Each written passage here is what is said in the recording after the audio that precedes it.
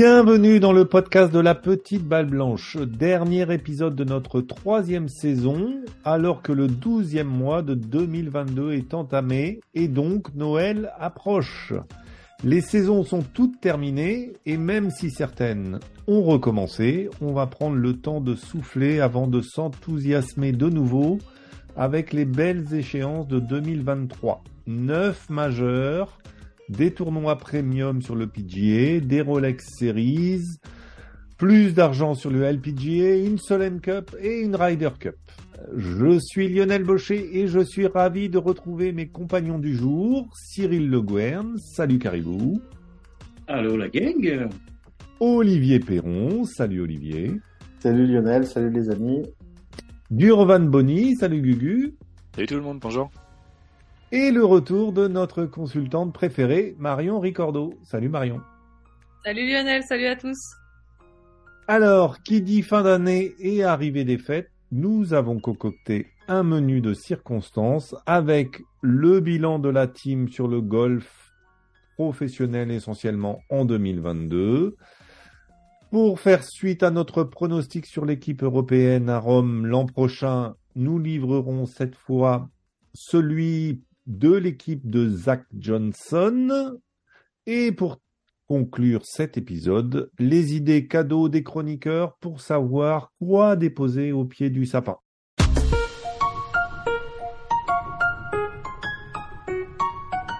Alors, chers amis, impossible de passer sous silence le livre. Quoi qu'on en pense, 2022 a été animé par le vilain petit requin qui a semé la pagaille dans le rythme pépère des circuits mondiaux. Le PGA Tour a perdu quelques gros calibres, DJ, Koepka, Bryson DeChambeau, Oosthuizen ou encore Cameron Smith. Avant de s'intéresser à vos coups de cœur de 2022, quel est votre sentiment général sur cette année 2022 ? Tristesse, déception, voilà. L'envie de passer à autre chose. Tu vois, comme si ta série de Netflix, en fait, il y avait un peu trop d'épisodes. Et puis que si la guerre entre Geiger ou je sais pas quoi, entre Live PGA Tour et DP World pouvait passer à un autre chapitre de la vie.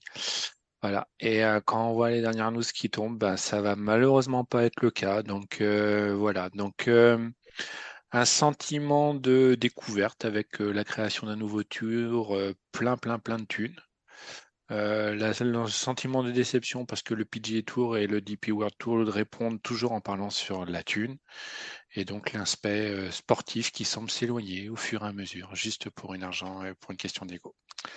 Voilà moi pour ma perception de l'année 2022. Cyril, je te vois Ça bouillir. ça va faire un peu pas un choc, mais moi j'ai trouvé la saison excellente, quoi. Je trouve qu'à chaque année le PGA, la saison est de plus en plus belle. Là, c'est Rory qui gagne à la fin. Il y a une super President's Cup sur le LPGA, c'était quand même aussi sacrément disputé. Et puis non, c'est ça. Moi j'ai trouvé que c'était une belle année en somme. C'est sûr que le côté livre, ça a amené pas mal de discussion, forcément, c'est le point vraiment chaud, on va dire, de la saison en termes extra sportifs. Oui, je suis toujours, évidemment, il y a comme pas le choix, on en parle assez régulièrement, la nouvelle saison, du Live Golf est sortie, il y a encore des joueurs qui vont peut-être se barrer. Donc après, je suis, oui, mais ça m'a pas empêché de trouver la saison dans l'ensemble vraiment bonne. Olivier ? J'ai trouvé intéressante parce que il y a eu des positionnements de joueurs. Donc j'aimerais bien qu'on voit le reportage de Netflix en fait sur les coulisses. Voilà parce que c'était intéressant de voir tous ces positionnements. Et par contre en fait un peu haché sur le rythme des tournois. Je trouve que il y a des phases qui sont passionnantes et puis après il y a des creux. Au niveau du rythme, on peut se perdre un peu. Marion ? Ouais, moi, je rejoins Olivier sur le rythme. C'est vrai qu'on a eu une période où on était tous excités parce on a eu un enchaînement de tournois, on décollait pas de sa télé et puis finalement, moi, ça fait un petit moment que j'ai pas regardé le golf à la télé parce que ça me motivait moins. Les tournois en ce moment, c'est pas top top. Peut-être un petit peu déçu sur le tour européen en général. Je pense je sais pas, comme si, ouais, enfin, je manque d'intérêt. J'ai moins envie de le regarder, ce circuit. Euh, c'est vrai que dès qu'il n'y a pas les grands, enfin tous les cadors, j'ai un peu moins envie de regarder le golf. Donc, bon, c'est peut-être aussi la période hivernale où il y a moins de tournois sexy à regarder. Mais bon, saison plutôt chouette, mais c'est vrai que le rythme aussi hétérogène n'aide pas à la Mm. rendre encore plus belle. Mm. Non, c'est sûr. La répartition des tournois avec arrivé à juillet, il n'y a plus de majeur. Une fois que les playoffs du PGA Tour sont terminés, là on a eu septembre, on a eu la President's Cup qui a mis un peu d'animation. Et puis il y avait encore les saisons féminines qui ont quand même duré jusqu'en novembre. Mais bon, après en termes de couverture, on sait aussi ce que c'est couverture médiatique. Il faut s'accrocher. Pourtant, avec la saison qu'a fait Céline Boutier, qui est aujourd'hui la meilleure française de tous les temps, je pense, avec une 12e place mondiale. Enfin, il n'y a jamais eu ça en France, ni chez les garçons, ni chez les femmes.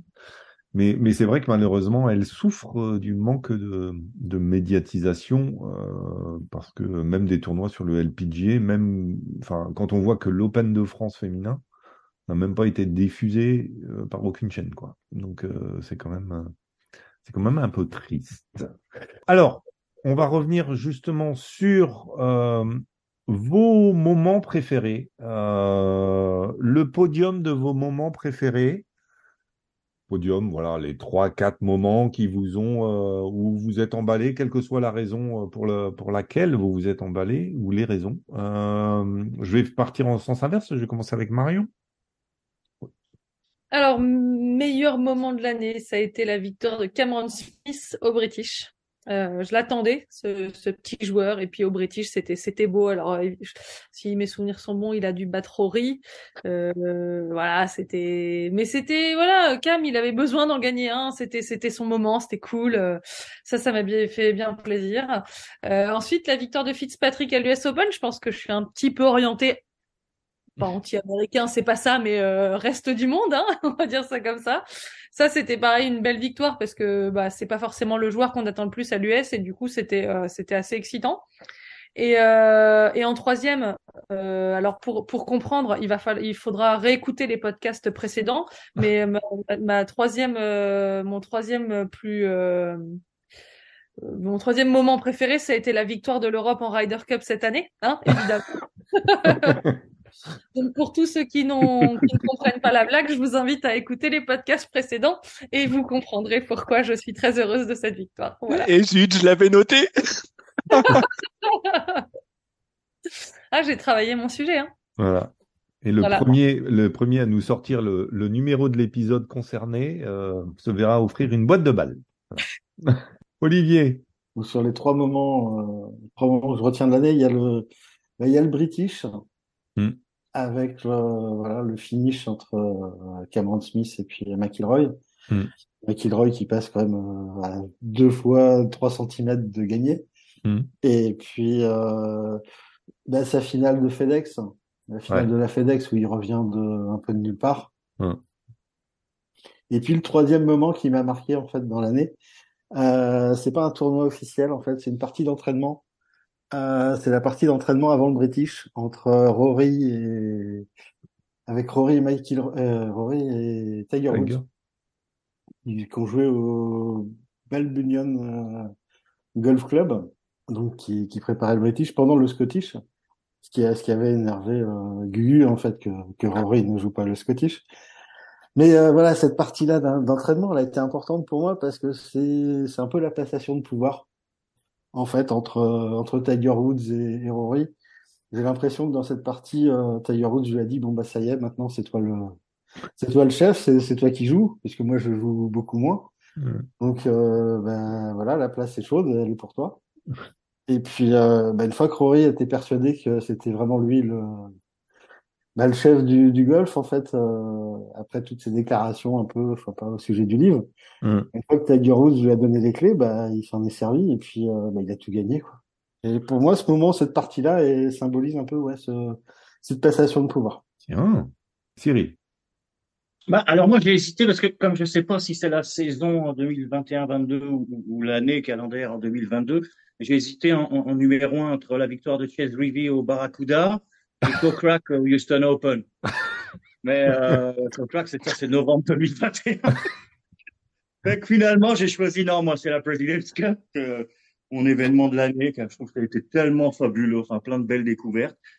Euh, En deuxième, c'est la victoire de, un peu, ça rejoint ce que dit Olivier, la victoire de McIlroy. Ça, c'était au Canadian Open parce que quand on se rappelle toute l'agitation justement qu'il y a eu au niveau du livre golf, les déclarations, à la même date, ils sortaient leur premier tournoi, hein, le livre, Mm. Mm. à Londres, je crois. Et donc, il a répondu de la plus belle manière parce qu'il a gagné le Canadian Open. Puis le Mm. troisième, c'est la victoire de Scotty, tout simplement magnifique au Masters.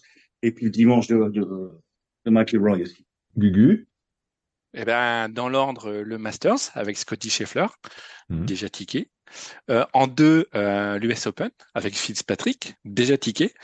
Et moi, en troisième, en fait, c'était juste le retour de l'Open de France qui m'a fait plaisir. Et puis en plus, avec je trouve, alors après, pour ceux qui n'ont pas suivi, un peu d'actualité avec Ogegaard qui fait un quintuple, avec Migliozzi qui t'envoie un coup que je pense que même le cadet lui dit mais t'es fou, va pas jouer là le dernier coup. Et voilà, donc un Open de France peut-être décevant en termes de fréquentation, mais au moins satisfaisant sur la qualité du spectacle et la qualité des joueurs, à défaut de la qualité du champ de joueurs. Mm. Et toi, Ouais, moi je vous rejoins tous à peu près. Je rejoins Cyril sur la President's Cup parce que je crois que ça faisait longtemps que j'avais pas vécu une compète comme ça en étant en plus un peu éloigné des réseaux sociaux. C'est-à-dire que des fois à force d'être sur Twitter, on passe des fois un peu à côté de l'événement parce que on le commente tellement que on se laisse pas forcément gagner par l'émotion ou tu vois. Et donc là, je me souviens du samedi soir, enfin notamment les matchs de double du samedi soir, ça avait été, alors samedi après-midi pour Cyril, mais nous c'était le samedi soir. Je me suis vraiment éclaté à les regarder et puis me laisser comme un spectateur lambda, quoi, tu vois, juste sans commenter particulièrement. Donc ça c'était sympa. Après j'ai mis à égalité Fitz à l'US Open parce que je trouve qu'il a une progression énorme cette année en niveau de jeu physiquement et tout ça. Donc puis c'était vraiment sympa. Et puis Rory au Tour Championship, les deux. Et puis un petit cocorico pour le troisième avec Pérez, la seule victoire française cette année sur le Tour européen, mais au Dutch Open contre Ryan Fox qui a été quand même super solide toute l'année. Et puis dans un super playoff en fait. Enfin, je pense que c'est plus les circonstances qui avec un putting de dingue, des putts incroyables qui se sont rentrés. Donc c'était vraiment sympa. Et là pour le coup j'avais vraiment plaisir à le commenter sur Twitter parce que c'était bien de voir tout le monde enthousiaste. Donc voilà. Mais on a eu ouais des beaux événements. On a eu des beaux événements. Alors, on va continuer avec joueur, votre joueuse de l'année et votre révélation, garçon ou fille. Amstramgram, Olivier. Joueur de l'année pour moi, Rory McIlroy, Hmm. à la surprise générale. Joueuse Céline Boutier. Révélation, il était que 15e au début de l'année, c'était mondial, c'est Scotty Scheffler, comme en début d'année explose avec 4 Hmm. victoires. Et puis la déception, c'est toujours de pas le voir jouer assez souvent. Victor Dubuisson. Mais très content pour lui, pour voilà, de garder sa carte, d'avoir réussi d'avoir réussi à rester sur le DP World Tour, mais déçu de pas l'avoir joué, lui jouer Hmm. plus souvent. Hmm. Marion. joueur de l'année, voilà, Rory McIlroy, forcément, surdominé son sujet. Joueuse de l'année, Lydia Ko, qui a retrouvé la place de numéro 1 mondial et chouette parce qu'elle a quand même une belle traversée du désert. Donc, c'est cool de la revoir jouer à ce niveau-là. On sent que c'est une joueuse différente de l'époque où elle était numéro 1 mondial avant. Mais dans le bon sens, finalement, c'est bien.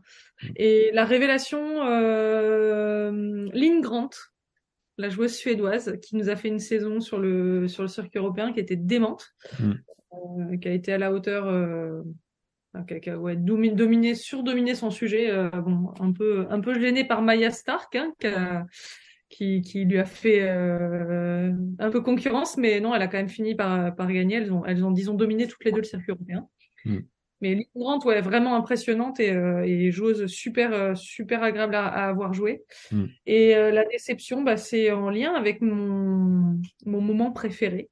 C'est Cameron Smith qui est parti jouer sur le Lille. Voilà, moi ça a été une grosse déception de partir juste après avoir gagné le British. Tu gagnes le plus beau tournoi du monde et en fait après tu vas sur enfin tu gagnes le plus beau tournoi sur dans la maison du golf, enfin voilà, au plus bel endroit et derrière tu pars sur le livre et je trouve que c'est deux choses qui vont pas ensemble. Il est hyper jeune, il avait le temps de gagner encore des dizaines de tournois, il aurait pu être numéro 1 mondial. Enfin, ce mec était en train de prendre une envergure incroyable. Et du coup, maintenant, pour moi, il est content, il gagne de l'argent, il fait 10 tournois par an, mais il est puni parce qu'on le voit plus et que, enfin, ça le punit. Moi, ça me fait chier parce que vraiment, je l'adore. Enfin, c'est vraiment un joueur que j'aime beaucoup voir jouer et qui je trouve, voilà, enthousiasmant et ça a été ma grosse déception parce qu'on le voit plus. Là, on l'a vu au tournoi en Australie la semaine dernière parce que c'était PG Australia, machin. Enfin, il est hors radar et c'est vraiment, vraiment dommage. Gugu, pour pas que tu aies le dernier choix. Parce qu'après, tu vas dire, ouais, tout le monde m'a piqué les miens, machin, tout ça. Ouais, je suis un râleur de toute façon. Déjà, Cameron, si tu nous écoutes, ce qui est probablement pas le cas, n'hésite pas à jouer sur le DP World Tour. Hein. Les chances sont ouvertes, mon ami. Voilà. Et puis nous, on sera content de t'accueillir. Donc moi, en joueur de l'année, j'ai quand même mis Scheffler. Voilà. En fait, je trouve que ce que fait Rory est extraordinaire, mais je vais pas dire attendu, mais presque plus normal que ce que fait Scheffler pour moi. Donc j'ai mis plutôt Scotty Scheffler parce que je trouve que il pète tout aussi, mais il pétait plus effectivement plutôt le début de saison. Pour ma joueuse féminine de l'année, ma connaissance fait que bravo Céline, extraordinaire Céline, continue Céline, et puis probablement un top 10 mondial l'année prochaine, j'espère. En espérant que, je crois que à chaque fois qu'il y a des limites ou des paliers qui semblent infranchissables ou qui n'ont jamais été franchis, Céline les défonce les uns après les autres, step by step, process, et ça semble presque normal. Voilà, c'est en révélation. J'ai mis Ryan Fox. Parce que je ne sais pas quoi attendre d'un mec où tu te dis à chaque fois qu'il est au départ, genre de Bryson DeChambeau, c'est-à-dire que comment puis-je envoyer la balle le plus loin possible et je me dis que ce mec-là, je l'ai déjà vu jouer à l'Open de France et qui en fait, malgré son aspect frappeur monumental, c'est un garçon intelligent qui a un cerveau et des choses comme ça et qui sait réussir à être fin stratège malgré le fait qu'on pourrait croire qu'il est juste un bourrin. Dans la déception de l'année, pour moi, c'est la fusion YouGolf Blue Green. Alors, Monsieur YouGolf, si tu m'écoutes, je vais essayer d'être très sérieux. Blue Green a été une entreprise à faire du néo-golfeur et qui avait comme politique commerciale d'essayer d'être un peu moins cher que le marché. Monsieur YouGolf, pour prendre mon cas perso, je pouvais jouer 46 golf en France pour à peu près, en couple illimité, 3 600 €. Je récupère un formule Grand Paris avec 40 golf pour la bagatelle de 5 000 €. Je peux comprendre, Monsieur YouGolf, que tu cherches à faire augmenter la valeur marchande de tes abonnés, mais en faisant ça, tu tires une balle sur un certain nombre d'abonnés Blue Green qui étaient justement chez Blue Green parce qu'ils n'ont pas les moyens d'aller chez YouGolf. Revois ça vite, s'il te plaît. Voilà. Merci et écoute-moi, s'il te plaît. Le message est passé. Mon petit Cyril. Alors, là, c'est moi, vous avez tout dit. Ça va ? En numéro 1, je rejoins Gugu, c'est vrai que c'est compliqué, mais Je vais mettre Schaeffer pour la bonne et simple raison, parce qu'il faut pas oublier qu'il est jamais sur le PGA Tour que depuis 2020. Hein. Quand même une progression assez hallucinante. Mais oui, sur la fin, Rory lui a ravi le titre dans mon cœur, mais Scotty. Chez les joueuses, pareil que Marion, parce que Lydia Ko, j'adore, tout simplement, j'adore cette joueuse, puis de l'avoir être revenue au sommet, c'est tellement beau.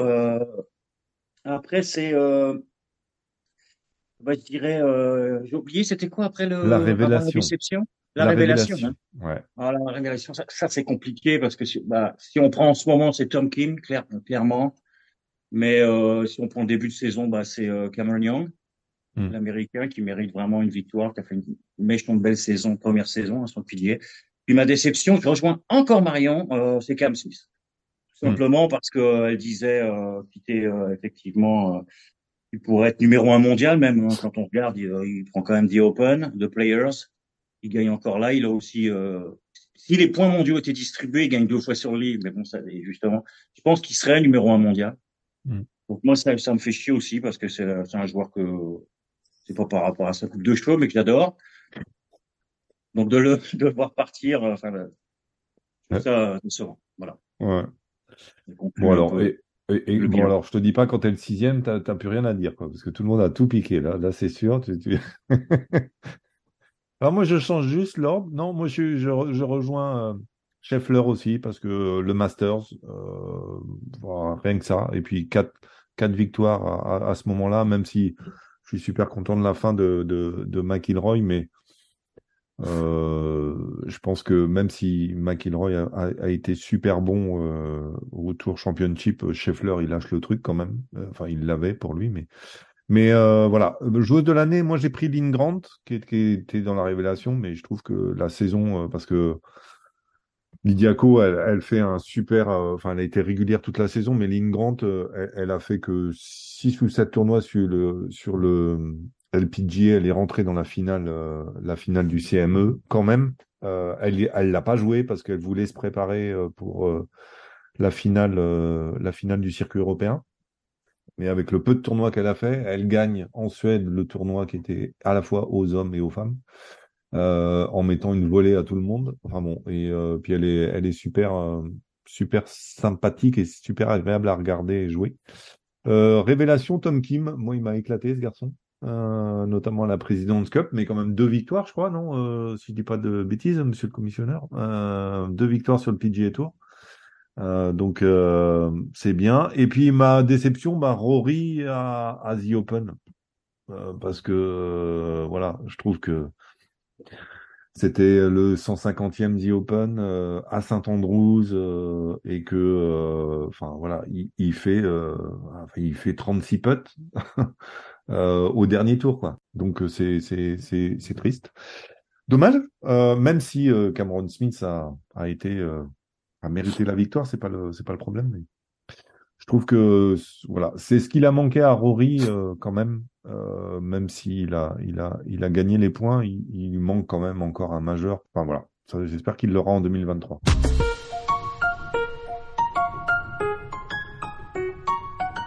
On avait fait nos choix pour l'équipe européenne lors du précédent épisode. On s'était arrêté sur nos 12 qui iront à Rome. Face à eux, les tenants du titre, les Américains.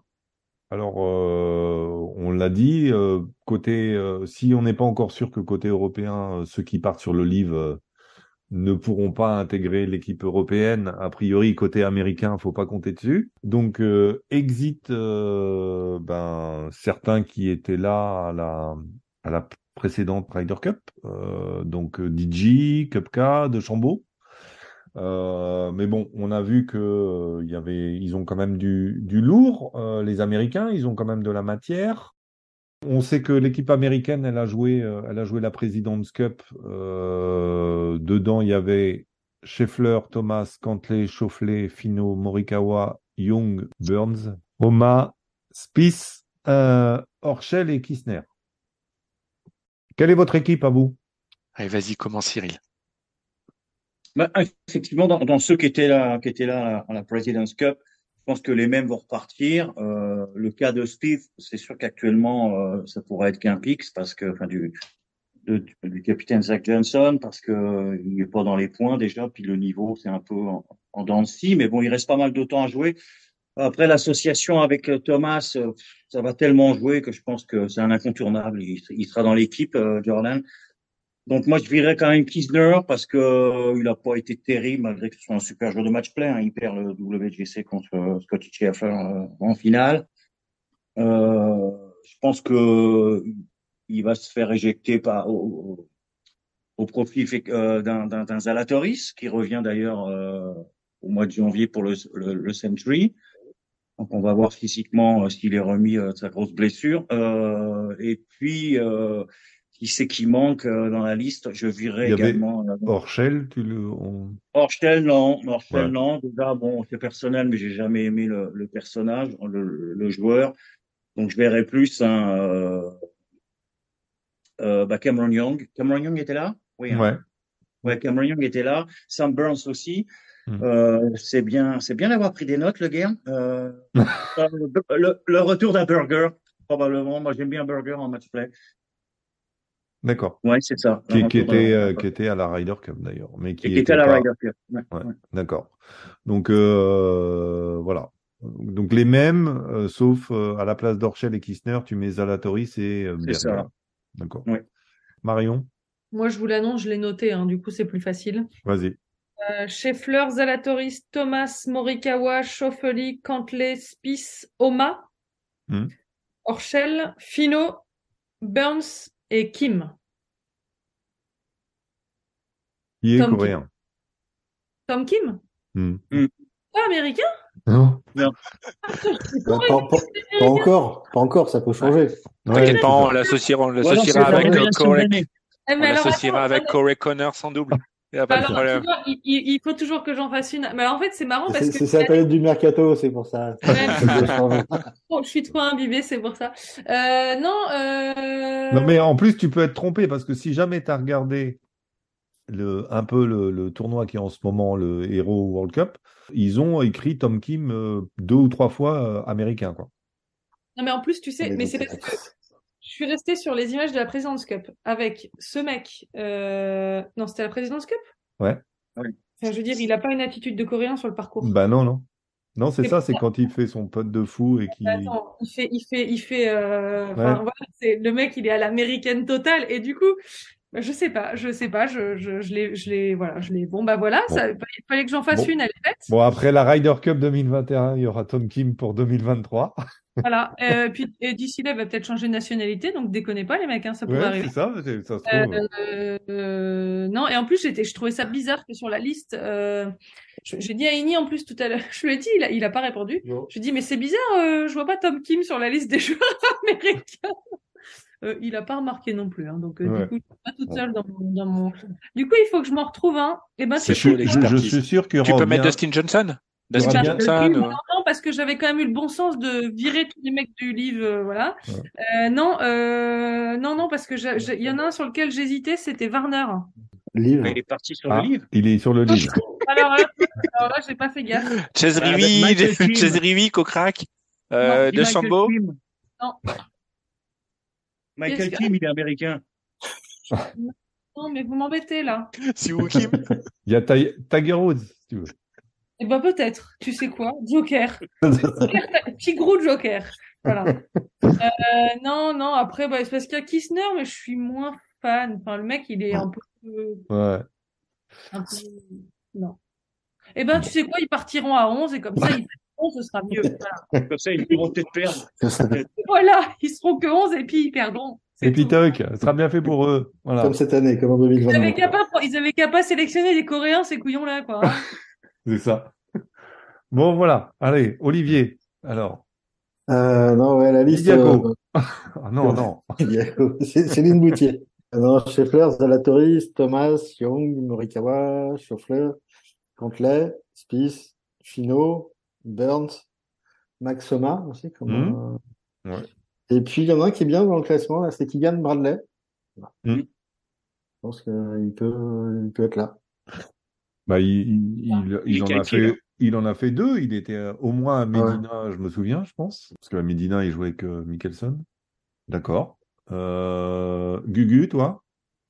Ouais, alors donc c'est un peu compliqué parce que en fait quand je vois les points, j'ai du mal, j'ai du mal à voir comment Kistner pourrait sortir parce qu'il a quand même mine de rien, je sais que c'est le début de saison, mais il a quand même une petite chouille d'avance. Donc voilà, donc moi j'ai mis Schauffele, Zalatoris, GT, Jung, Mr. Morikawa et Mr. Kistner. En gros, voilà. Et après, je mettrais Cantlay, Schauffele, Finau, Harman, Bradley. Pour faire Lavan, je mettrais Taylor Gooch, mais comme je sais qu'il est parti sur le livre, je vais mettre Jordan Smith. Ah, toi, tu mets donc Brian Harman. Ouais. Voilà. Je, Ok. je suis pas D'accord. super convaincu. En fait, je trouve qu'il y en a, 7 ou 8 ou 9 qui sont évidents. Enfin, qui me semblent être évidents. Et alors, les 3 derniers, autant te dire que, alors, vu mon classement général sur à peu près tous les fantasy, comme d'hab, ce sera probablement la liste des joueurs qui seront pas sélectionnés. Mais j'ai du mal à me faire. En fait, je connais pas assez le PGA Tour pour savoir si un Bradley, un Spieth ou un Harman peuvent être par exemple des bons partenaires de double. Pour Spieth, j'ai quand même une petite idée. Mais pour Bradley ou par exemple pour Harman, je ne sais pas ce que ça peut éventuellement donner en Ryder Cup et comment ensuite le capitaine peut décider de s'associer. Donc je pense qu'il pourrait prendre Anthony Kim ou je sais pas qui Kim. Je pense que si derrière il a effectivement des datas qui lui disent que c'est probablement un bon partenaire de double avec tel joueur, il aurait totalement raison de le sélectionner. Donc voilà. Bon, c'est 6 et 6. 6 automatiques et 6 choix du capitaine, je Ouais, pense. mais je pense qu'en gros, dans les 6 picks, à mon avis, il va y en avoir 5 qui vont être assez vite. Enfin, il y en a presque déjà 3 qui sont déjà très évidents, entre 3 et 4.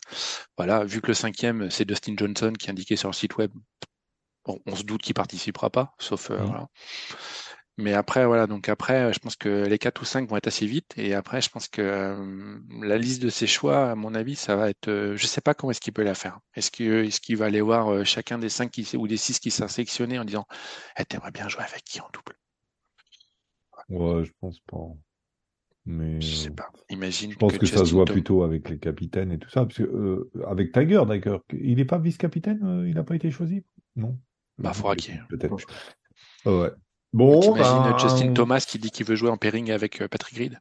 ouais, non, non, mais je pense que Thomas Spieth, enfin, à moins que Spieth fasse rien du tout, je serais surpris que Spieth soit pas sélectionné. Moi, je mets les mêmes. J'enlève Kistner et Herschel de la President's Cup, et puis je mets Zalatoris et Tigala. Voilà, Ah, à la place. Et puis je garde les autres, Scheffler, Thomas, Cantlay, Schauffele, Finau, Morikawa, Young, Burns, Homa et Spieth. Voilà. Mais bon, je pense que autant côté Europe, il y a une incertitude forcément sur 5-6. Là, je pense que c'est quand même, ils sont 14, 15 maximum, les Américains. Tandis que les Européens, il y a quand même vachement plus de possibilités, quoi. Parce que ça va vraiment dépendre de l'état de forme. Enfin, je pense que tu vois, Méron qui vient de gagner en Australie, va savoir. Il Il a se bien remet, fait. il se met dans la course, hein. Hein? Ouais, Il se met dans la course, il clairement. a autant de chances que un Victor Pérez ou de rentrer dans l'équipe, hein. Après, Vous l'aurez. là, Aucun Oren, ouais. ouais. Voilà. Ben, du coup, quand même, pour faire une équipe complète, donc si on bouge pas sur les 10, est-ce que tout le monde est d'accord pour faire rentrer Spieth? Oui. Oui. évidemment. Ah, oui. Zalatoris? Oui. C'est compliqué à remettre en cause, là. Ouais. Parce que Ah, là, de blessure. ouais, c'est C'est ça. ça. Non, mais- Blessure ou livre, en dehors de ça. Donc, Ouais, le livre, j'y crois pas, mais il y a que sa santé qui pourrait l'empêcher d'être dans l'équipe, hein. Hmm. Donc, il reste que le 12e entre. Qu'est-ce qui a été dit? Il y a eu Hartmann, Arman, Tigala, Tigala, Burger, Burger, tu avais dit. Gugu, tu avais dit. Ouais, et Kim. J'avais et dit Bradley. Harman et Bradley. Bradley, et puis Tom Kim. Alors, Allez, moi, j'aurais envie de voir Tigala plutôt parce que c'est frais. Comme, enfin, tu vois, c'est. Ouais. Frais, c'est bien. Ouais. C'est- Alors, Et puis au moins, Olivier? si on l'a, on sera peut-être le seul, quoi. Hmm. Ouais. Ça te Oh, va, ça- Olivier? Je suis Marion. Alors, ça sera le 12e. Voilà. Et sauf si Tom Kim est naturalisé. Exactement. Parce que ça, il faut le garder dans un coin de sa tête. Un mec comme ça, les Américains, ils vont vouloir mettre le grappin dessus.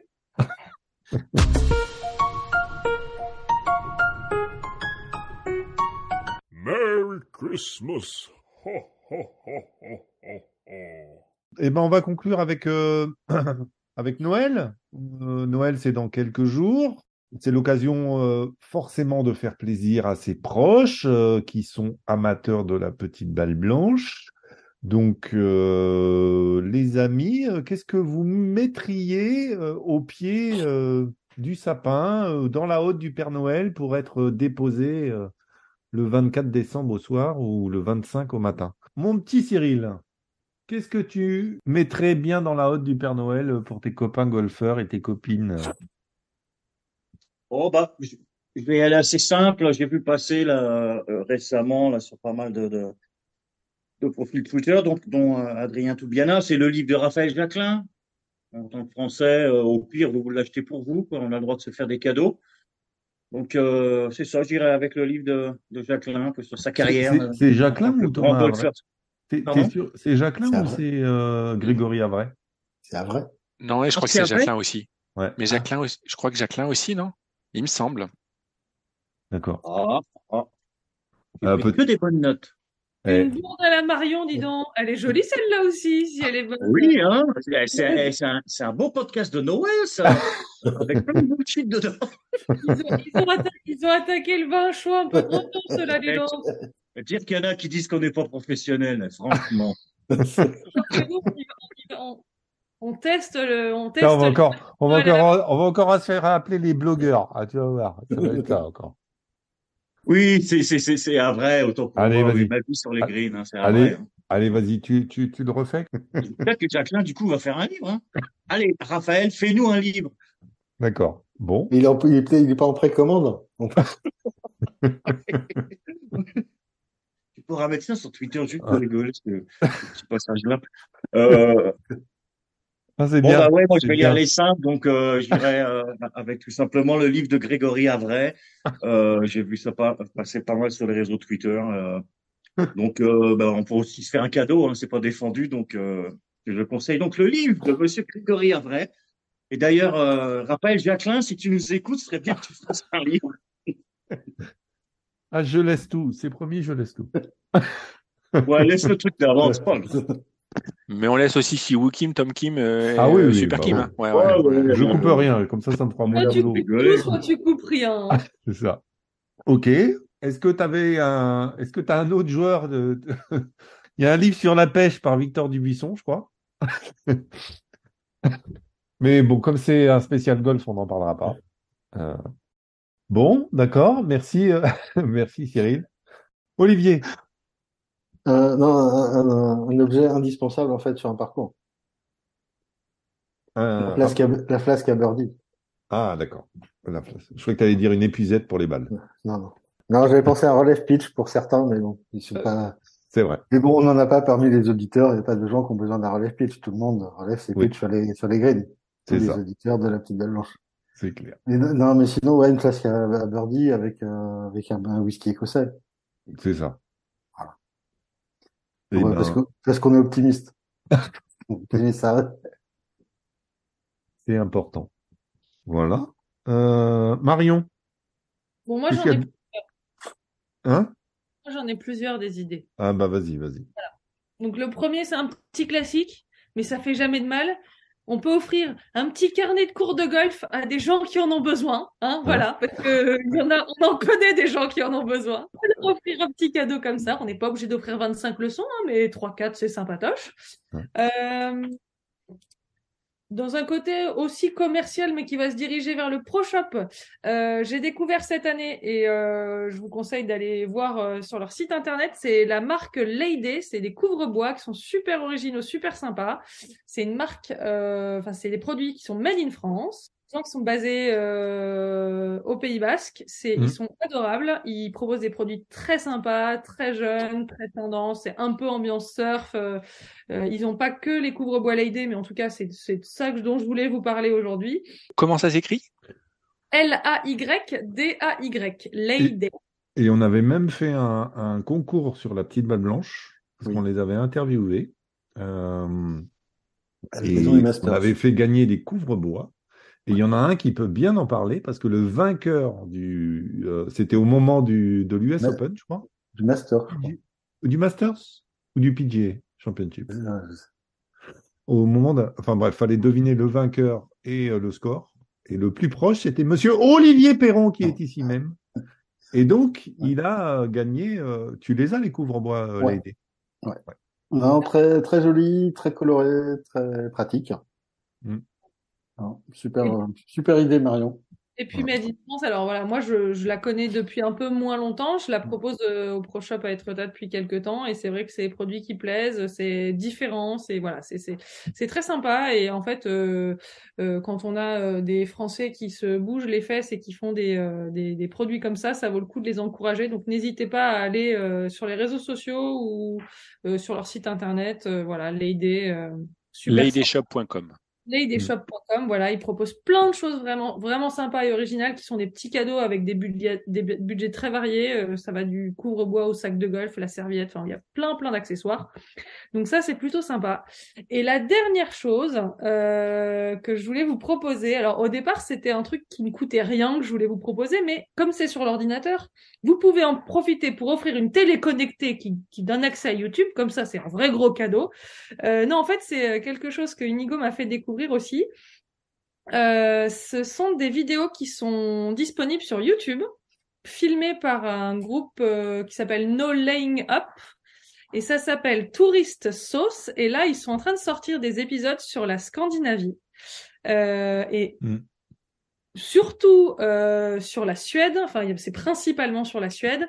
Et si vous n'avez jamais joué au golf en Suède, ça va vous donner envie de planifier vos prochaines vacances. Donc, c'est absolument génial. Ce sont des Américains qui se déplacent, qui font un voyage, je crois qu'ils sont 8. Les images sont superbes, c'est bien filmé, c'est hyper dynamique. Enfin, c'est absolument génial. Donc, ça s'appelle Tourist Sauce Scandinavia. Sur YouTube, je crois qu'il y a 4 ou 5 épisodes qui sont déjà sortis. Allez voir, ça dure à peu près 30 minutes à chaque fois. Ça, c'est pour le plaisir des yeux. Regardez ça pour les copains golfeurs. Vous recommandez ça, c'est absolument génial. Donc, offrez un grand télé connecté pour regarder les images dans la meilleure qualité possible et régalez-vous avec ces belles images de la Scandinavie.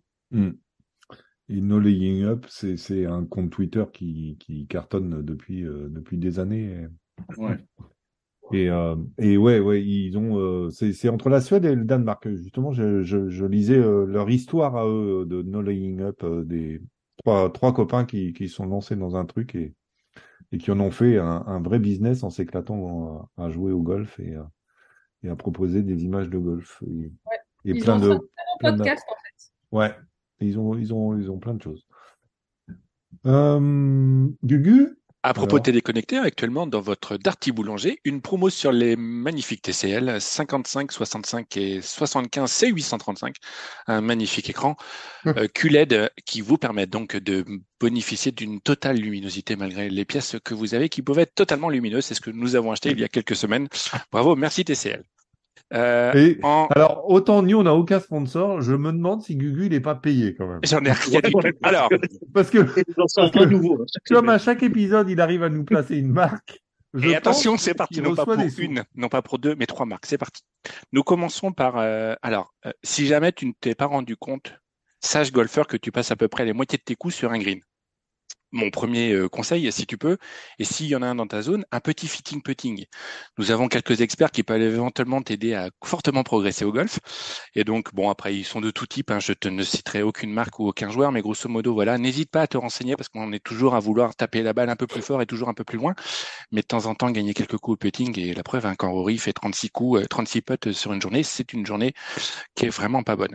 La deuxième, c'est en vente sur votre site web, la licence FF Golf. Eh oui, messieurs, dames, pour une cinquantaine d'euros, en allant sur www.3ffgolf.com ou en passant directement par l'accueil de ton pro shop pour pouvoir .org, pardon, excusez-moi, .org, ou en passant par l'accueil de te ProShop, tu pourras faire un magnifique cadeau qui en plus te permettra éventuellement de pas nécessairement savoir toutes les coordonnées du petit loulou à qui tu vas faire la petite surprise. Et donc, une petite carte bleue, un numéro de licence ou un nom et un prénom suffiront pour ravir tes personnes. Et ben moi, je suis donc toujours pas sponsorisé, hein. Et merci à Air Mauritius qui a cassé un de mes fer 6 sur le voyage. Je suis passé sur Inesis 900, des magnifiques clubs qui te permettront, même si tu n'es pas très bon techniquement parlant, de pouvoir envoyer des balles un peu moins dégueu et un peu plus droites sur les parcours, ce qui te permettra pas nécessairement de sortir du beau jeu, ne jamais sortir ton roll-off pitch parce que tu ne fais que des approches roulées, mais par contre de réussir à jouer de temps en temps dans le par ou sur le bogey avec des coups parfaits. Donc voilà, pour à peu près 660 et des poussières d'euros, une très belle série qui te permettra d'améliorer ton index probablement pour revenir faire les 1 chiffre. Je crois que c'était tout. Et pour de vrai, voilà, pense à la Fédé. Voilà. Bon, et ben super. Super. Moi, j'avais envie juste de vous recommander un livre. Alors, c'est pas celui de Grégory Avray, ni celui de Raphaël Jacquelin, et ni l'histoire de Tom Kim et sa naturalisation américaine, ni la victoire des États-Unis à la Ryder Cup 2021. C'était 2022 la Ryder Cup. Ouais, c'est vrai. Non, je voulais vous recommander le livre de Nadia Badawi. On la voit beaucoup, mais sur alimentation et micronutrition du golfeur. C'est vrai qu'elle le dit, on envisage plein de choses, on parle tout le temps de technique, de balles, mais il y a plein de bons conseils, il y a plein d'infos, c'est super riche, il y a beaucoup. Pour le golfeur amateur, il y en a beaucoup, mais pour celui qui performe et qui a envie de faire des résultats, on trouve plein d'infos intéressantes. Et puis elle répond à plein de questions sur la bière au 19e trou, le steak frites avant de démarrer sa partie. Qu'est-ce qu'il faut manger avant, qu'est-ce qu'il faut manger pendant, qu'est-ce qu'il faut manger après pour la récupération, etc. C'est un livre qui est super, super enrichissant que vous pouvez laisser sur votre table de nuit toute la saison. Et puis, ça contribuera certainement à faire des meilleurs résultats. Parce que on connaît tous les petits coups de moins bien, du 10 au 12 et tout, et elle a plein d'explications là-dessus, sur une barre chocolatée ou pas barre chocolatée, les sucres, le café, la bière, enfin bon. Donc voilà, vous trouvez ça, donc c'est chez Solar Edition. Donc, et puis j'imagine que c'est en vente chez tous les bons libraires et puis en ligne facilement. Et puis après, je rejoins un peu ce qui a été dit, mais des choses. Un fitting, c'est toujours bien. C'est pour celui qui a envie de progresser dans son golf, quel que soit un fitting ou une leçon, comme le disait Marion. C'est sûrement des pros du coin. Une initiation pour ceux qui veulent se mettre au golf, c'est bien aussi. Il y a plein de journées découvertes. Et puis, vous ferez des heureux parce qu'il y en a qui connaissent pas encore le golf et en général, il suffit de s'y mettre pour devenir amoureux. Et puis, si vous voulez faire un beau cadeau, un joli parcours, un green fee sur un joli parcours dans votre région, vous avez sûrement plein de jolis parcours. Ici en Suède, je vous invite si vous voulez, mais je vous offre le green fee si vous faites le déplacement, mais je vous paye pas le déplacement.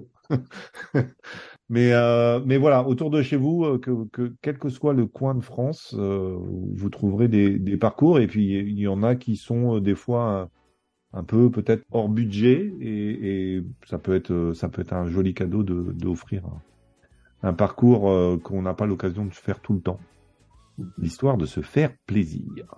En dernier cadeau de Noël, une LPB Cup pour 2023 ? Ouais, ça serait bien ça. Ça serait bien. Ça serait bien, mais il faut.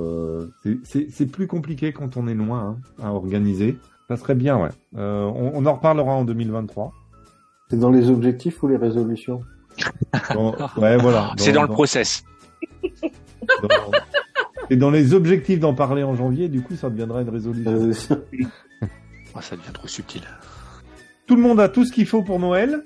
On va terminer 2022. On va savoir si Hovland ou Scheffler gagne le dernier tournoi de l'année. Est-ce que c'est le dernier tournoi de l'année, Cyril, ce soir? Oui, et d'ailleurs, Scheffler peut reprendre le titre de numéro 1 mondial s'il gagne. D'accord. Bon.